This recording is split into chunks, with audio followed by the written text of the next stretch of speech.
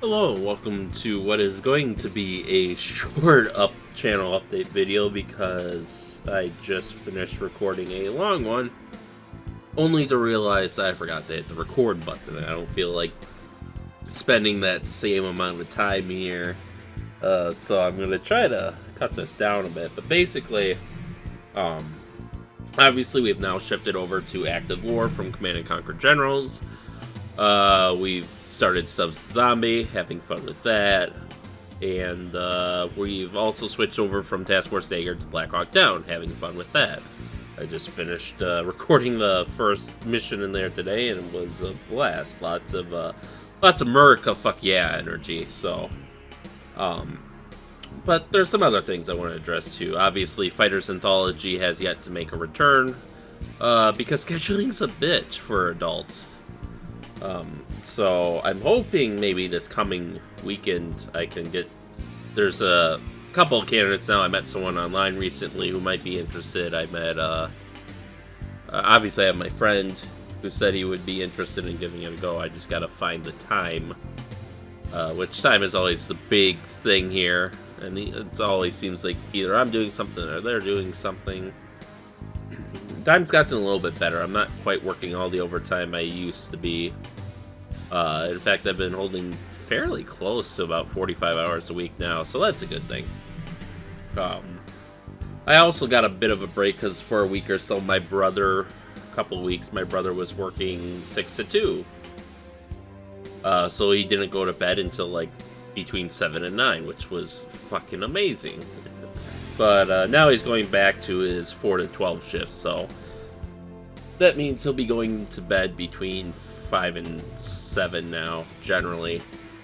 So recording during the week is going to be a bit tougher, and obviously on the weekend there's more pressure to, obviously help around the house, with the various chores or construction that's going on.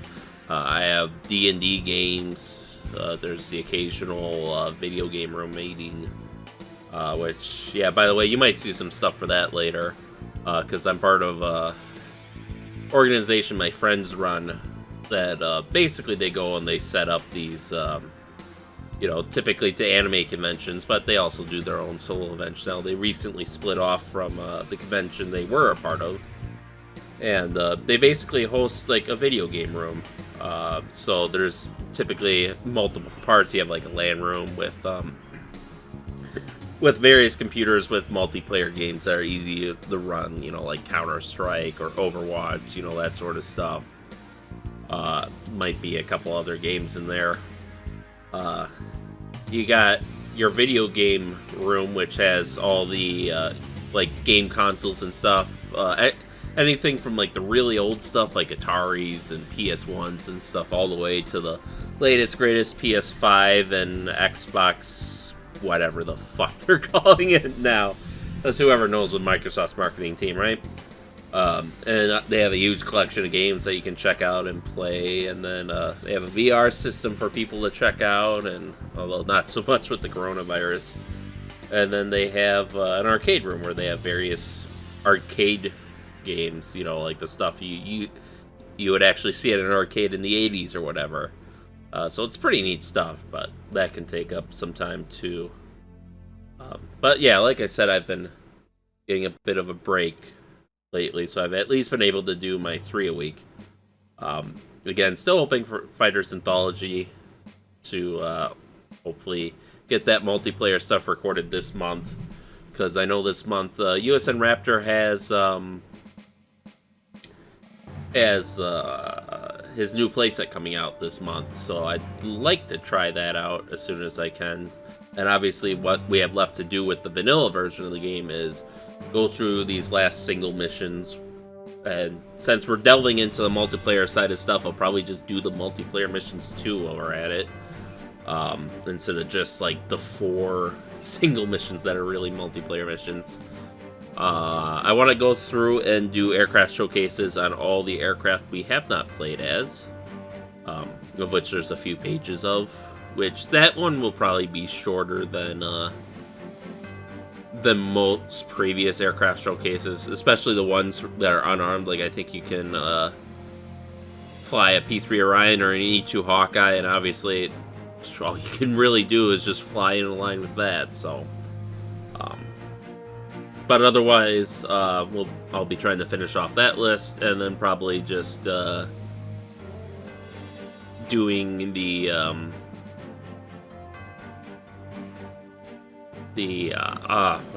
words are failing me. The database that they have, the reference page. Just to show that off, I'll read through that. I don't know if I'll cut that. I'll probably cut it up into a couple different videos, one for each section, because each entry obviously has a few pages. Excuse me. Oh, excuse me. But yeah, then once that's done, we can move on to USN Raptors Play Center, and I'm sure that'll occupy. At the rate I play that game, it'll probably occupy me for a couple more years. So, besides that, the other thing is there were some things I said a couple months back about what I'd do for a 100 subscribers special, and now we're at almost 150. But I do want to show that I'm working on them. I haven't forgotten about that. Hopefully this week, since I can't record during the week, I can use that time to edit some of the first videos that I made, just to do, kind of bring them up to my modern standard of, cropping to the video that's actually like visible, so that way it takes up as much of the screen as possible, maintaining the aspect ratio of the original. As I know, I did no cropping. I just set my video source to 1024 by 760. I think so. All the menus just are like they're all up in the corner, and it doesn't look great. Cutscenes too, I suppose. Well, Vietnam didn't have many cutscenes. I think I got it. Let's see if I got into the habit of when I got into the habit of cropping things, because that might I might just end up doing everything up until I started modernizing it with the cropping and the attempt at audio leveling. Because I know that first episode you cannot hear me at all, and it's ridiculous. I'm amazed people actually watched me, even though they couldn't hear me. Or, well, maybe that's why people watched me, is because they thought they wouldn't hear me. Who knows, right? But in any case, so that's a project I'll be working on slowly but surely. And then, obviously, there's the 100 subscriber special video that I wanted to do, which is probably going to end up turning into the 150 or 200 subscriber special at the rate I'm going. But I just want to briefly go over that. When I tried to record this video before, I spent like 45 minutes going over everything, only to forget to press the record button. So I don't quite want to go through all of that. But basically, our scenario, it still needs a ton of work, as you'll see. It's going to be set in the near future, maybe around 2030s, in an alternate history where the Cold War didn't quite die down like it did. Like, Russia still collapsed and all, but, or maybe, I don't know, I haven't fleshed it out. I haven't fleshed the background out yet, but basically all those cool Cold War projects that got canceled as part of the Dividends of Peace, they're back. So we have, F-24A Hellcat 2 Swing Wing Navalized F-22. We have SV-22D Ospreys as a replacement for the S-3 Viking. MQ-25A Stingray tanker UAVs. Osprey carrier on delivery. Updated Block 3 Growlers. Or Block 2, I suppose, since the first ones were made to the Block 2 Super Hornet standard. So we got all these, and I've modified their sensor fits as well. I'm not going to go through them in a lot of detail, but like to bring the F-24 up, which generally has the F-22 sensor fit, I added the F-35's EODAS system, just to give it some IR capability. I suppose I could give it the electronic warfare ability from the F-35's radar, even though it uses a different radar system, but just to simulate the power of its radar. I don't know, I might. Likewise, we have the A-12 Avenger 2 here, which is not well, how do I say this? It is known, not affectionately, as the as the Flying Dorito, and it's generally considered to be a disaster of a project, but I've updated it with a modern sensor fit, mostly deriving it from the F-35. But basically, think stealth A6 intruder for those who haven't heard it. So it can carry a decent internal weapons payload. Not quite as much as the intruder, but you can generally fit like 4 cruise missiles inside that thing, whereas I think the F-35, some of the bigger cruise missiles can only be mounted in beast mode, which obviously reduces stealth. So this raises the possibility between the F-35, the F-24, and the A-12 to have an entirely stealth strike force. And even if you include the Growler for electronic warfare support, you know, the Growlers have some decent stealth reduction on them. Where is it? Yeah, here, signatures. Now you can see these DBSM values are fairly low. You know, we peak at about 7 here. I don't know if this is one that was made in the database, if it was made to the Block 2 or Block 3. I think probably still a Block 2. Whereas you look at the original, so we peak at 7 DBSM. But if you look at the original Hornet, F-18A, we see it peaks out at 8.5 DBSM, so, and the lowest is 6.4. So definitely some decent radar signature reduction there. Not full stealth, but certainly not as bad as it could be. But yeah, so basically the core of this is basically NATO, EU, plus our major non-NATO democratic allies, aka not Saudi Arabia, have all gathered to form the United Free Nations Alliance, which is basically like NATO plus. So obviously you have all the defense agreements, and there's starting to be like a government worked on that's more democratic than the EU, with all the representatives being directly elected by the people of their country. And they're facing off against the People's Empire Greater Asia or something like that. What did I call them? People's Empire Greater Asia, yeah. Which is basically just a Sino-Soviet alliance. So, and obviously, there isn't too much that differs other than the Soviet Union not falling, just really getting its ass kicked, I guess is how I'll go for it. And, so obvious. But all the same events still happen. You know, Europe still, NATO still advances towards the east. But tensions with Russia/Soviet Union remain. Obviously, tensions with China have risen. So basically what we have is a modern rendition of the U.S. Fast Carrier Task Force of World War II fame. Decides to travel through the Strait of Taiwan in a freedom of navigation exercise, along with a European Union battle group and a Southeast Asia battle group. And they come, and that's when the People's Empire Greater Southeast Asia or whatever decide to launch an alpha strike on assets in the area. So we get to defend against them, and that's going to be the crux of the scenario, is focused around these 3 battle groups here. I might include air bases nearby from like Taipei or Okinawa, and maybe southern Japan if there's something there. But otherwise, like, I'm not gonna, like, even on this, I'm not gonna include anything on the north. I'm not gonna include anything from South Korea, because they'll be, you know, fighting against Soviets and China in this area here probably, and against North Korea. I briefly toyed with making the scenario even bigger and doing a full regional war. You know, you can see I put some airfield and ports in Guam, a port in Yokosuka. What the fuck's it called? I can never quite Yokosuka. Port in Yokosuka, but those will probably go unutilized. But basically, what we have for our task force is more cool Cold War projects. So here I have a nuclear battle cruiser, which game-wise is still conventionally powered because this game doesn't have a database editor. All you can do is edit weapon and sensor loadouts. You can't edit hulls, data links, propulsion, anything like that.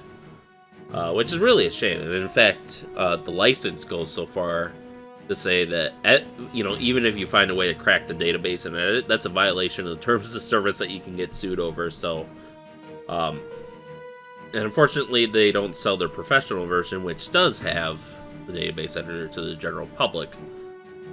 It's like, I don't need any of the classified stuff. All I want is a database editor so I can play with these alt history type things. But oh well. In any case, so I did the best I could here. Obviously, our inner core is going to be represented by Ford-class carriers. I haven't decided.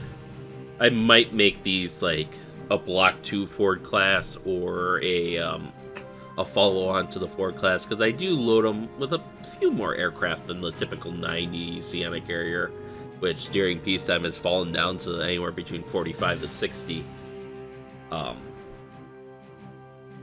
But these will have all modern systems. ASA radars, CRAM, enhanced Sea Sparrow missiles, anti-torpedo countermeasures, anti-torpedo torpedoes, laser weapons. I haven't really modified the carriers yet. Likewise, we have supply ships from the supply AoE that serve as the base. And they'll probably just get an updated weapons and sensor fit. They already have an updated air wing fit with Osprey carrier replenishment version, or the CMV-22 Osprey for carrier onboard delivery, so they can do the hub and spoke thing with two Sierra type Seahawks for hauling supplies around to destroyers and stuff. But the battle cruiser that I made is basically a derivative of the CG-21 design. It's supposed to be nuclear powered, can't do that, but basically has two 6-inch hypervelocity guns. It's going to have four 57 millimeter guns to provide like fire support against boats, like swarm tactics or aircraft or missiles that kind of close in too close. And the main feature though is it's got 8 64-cell Mark 57 PVLS systems.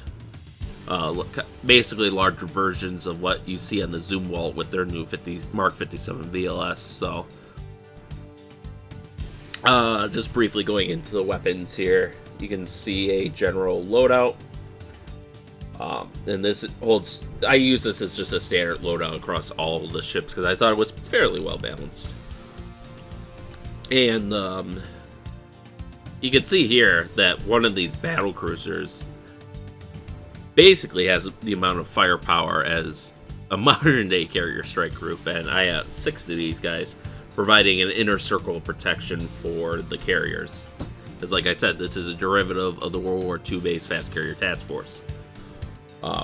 Moving out, because again I'm not going to go through everything right now, we have the Midway class nuclear guided missile cruisers.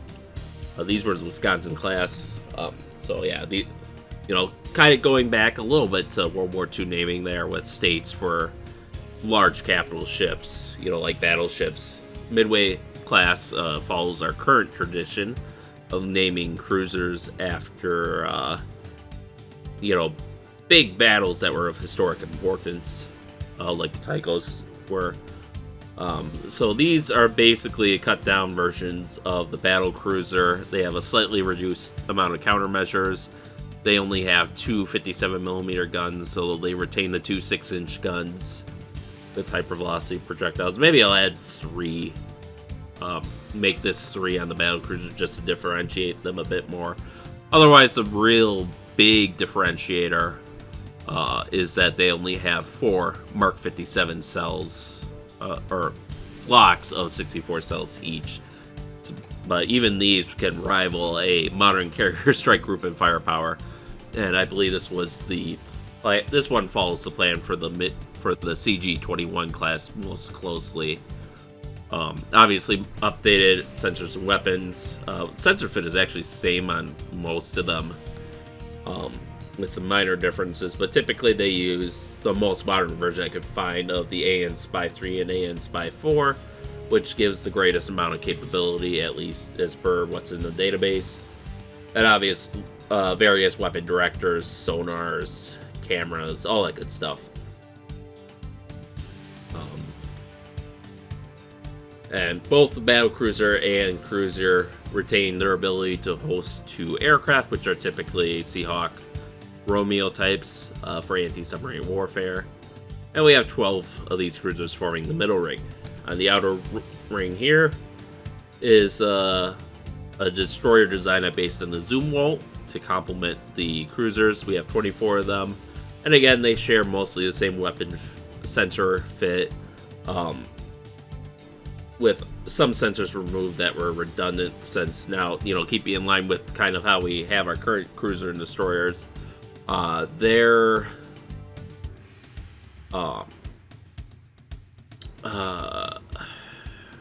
They only have one main gun, which is going to be one 6-inch hypervelocity projectile gun. They will... Right now, they don't have any 57mm guns. I might change that and add one to the aft, but I'm kind of split on that. I could very easily just go without. They only have 2 blocks of 64 cell Mark 57s, so they have about the same amount of firepower as a Ticonderoga in that respect. And then an appropriately reduced countermeasure fit, so it still has plenty of countermeasures, but it's not going to be the same level as a battlecruiser. And likewise, it has a reduced amount of anti-torpedo torpedoes, keeping in line with its reduced value versus, the cruisers or battlecruisers, which are obviously huge multi-billion-dollar investments. But like them, they'll retain the same self-defense armament that I think is going to be common on every ship, save the carriers, which will have more of basically Mark 15 phalanx fore and aft, a C-ram fore and aft, and then a Helios laser system fore and aft for protection. And yeah, there's 24 of these, and I'm just going to find some Medal of Honor recipients, preferably naval or marine, that will be the names of these destroyers in line with our current naming conventions. And they retain the ability to host 2 Seahawks, and they will also host 2 RHIBs. In my test, I have 2 11-meter RHIBs, so I'll probably have one 7 and one 11. Since I imagine, there's reasons there's both of them and not just the larger one. So, that. And apparently, even the Tychos don't host boats, which I thought they did, so I guess the cruisers and battlecruisers not hosting boats is okay, even though I would really prefer that they do host at least a couple of RIBs. But then we have 4 Block 5 Virginias that have modified to resemble the Seawolf class more closely. These will probably get I'll probably give these city names, like the Los Angeles class, even though obviously here it has a state name. And but basically, really the big difference is they have, one payload module with multi-mission Tomahawks. That's the biggest at 28 cells. And then they have another module that I loaded up with 12 long-range anti-ship missiles. I did reintroduce the Moss since I didn't see anything that really replaced that capability, so I gave them a couple Mosses, but otherwise, then they have a full load of Mark 48 torpedoes with 6 tubes as opposed to the 4 of the Virginia class, so they more closely resemble the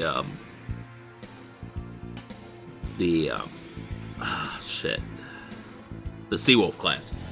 So I might go and modify sensor and weapon fits a little bit in case, referring back to the Seawolf, but this is just a brief change. Really, the only ones that are anywhere close to being done are the major surface combatants here and the aircraft. Just going through what a typical carrier air wing is that I set. It's a little high at, I believe, 104 aircraft.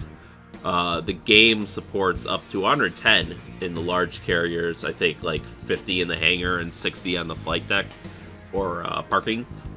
So that's why, I don't think you could fit all these and still be decently operational in a Block 1 or a current Ford class carrier. So that's why I might call them a Flight 2 carrier or a follow-on to the Ford class. But Basically, we have a helicopter sea combat squadron with 6 Romeo Seahawks and 2 Sierra Nighthawks.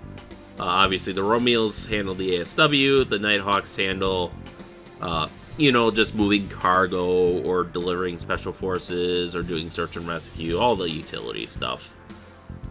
We have 2 squadrons of F-24 Hellcat 2s, which are basically swing-wing navalized Raptors that were proposed for the Navy Advanced Tactical Fighter competition of the 90s.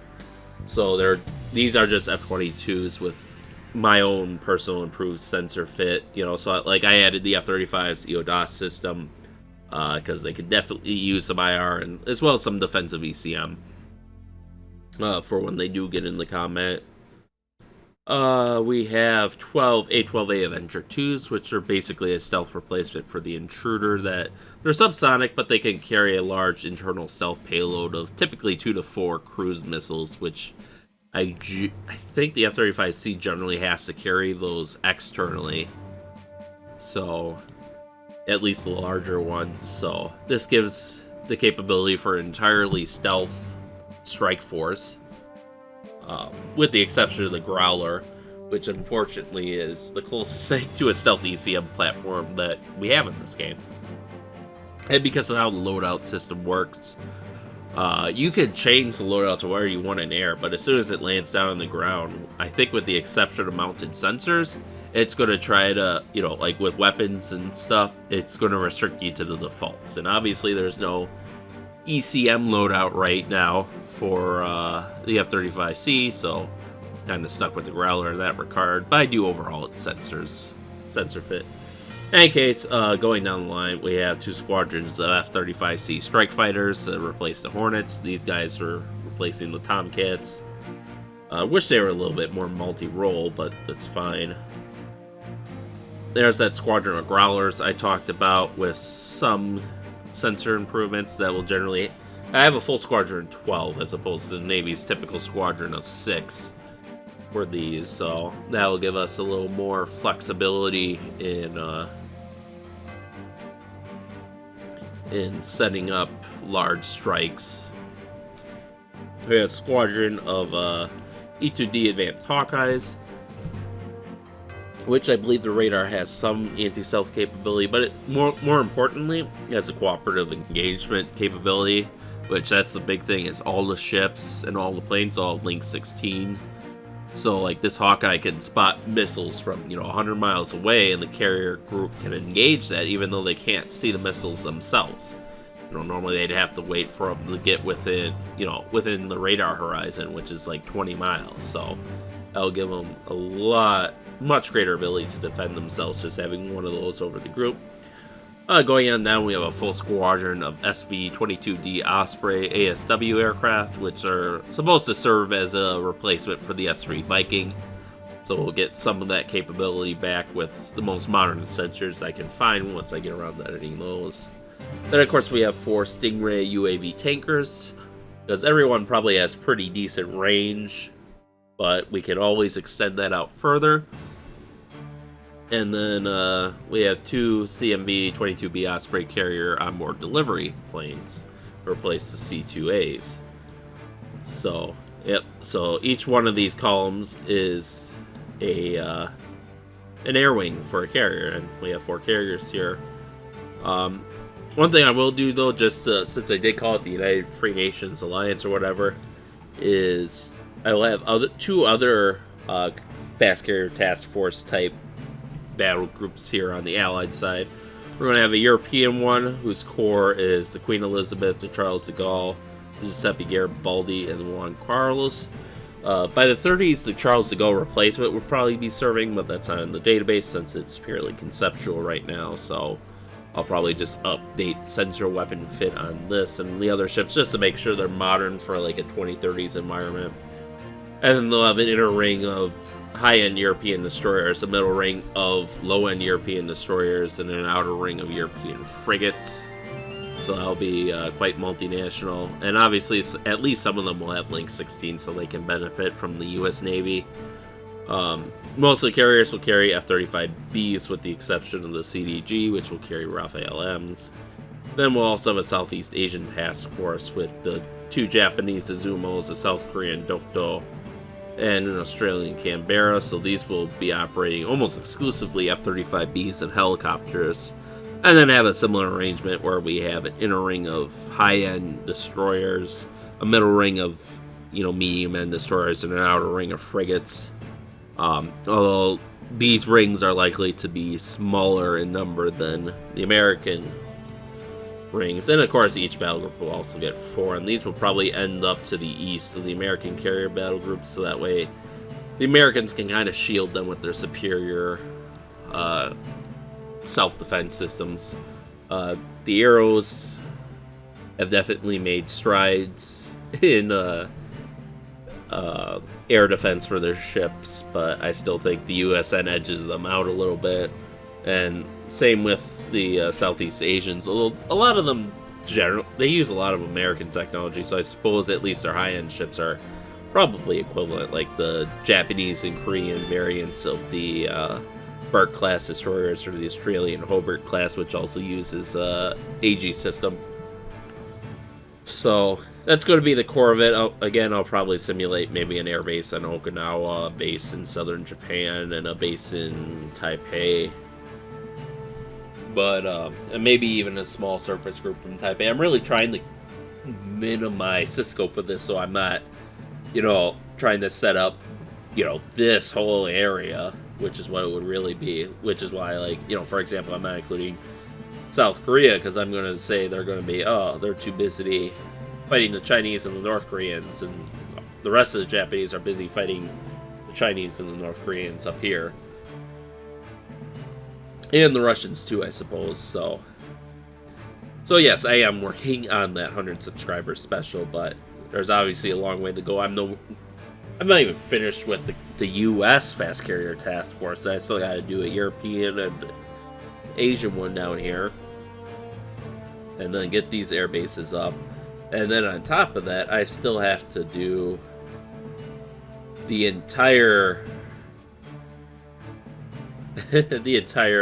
Russo-Soviet or Sino-Soviet Korean task forces. So obviously here we got some Russian carriers, Kuznetsov, and then the Chinese have their Shandong and the Laoying type carriers. So that'll be just one component. There's also going to be some marine surface warships, both larger ones as escorts for these carrier battle groups, some that are independently operating as their own battle group, or small ones like missile boats. Obviously, there's going to be various air bases along the coast here, and SAM batteries, SSM batteries, ballistic missile batteries, and all the aircraft attacking, all the subs and ships and boats attacking. So it's I know originally I was going to just have like a parade of ships in like dangerous waters or something, but that wasn't working out so well. So this is like the next most impressive thing I can think of. So obviously we don't have the pretty 3D models, but what we do have, and how I'll play this, is basically I'll manage the scenario. Like I'll play it, but I'll also be recording it so I can feed it into Attack View later. And I'm going to use the missions here to automate as much as possible, so that way I don't have to intervene too much as the admiral of all this. But then once it's recorded, I can feed that into Attack View, and you can see all the action in there. So like here you can see, just look at all that fucking aircraft there, the whole carrier air wings.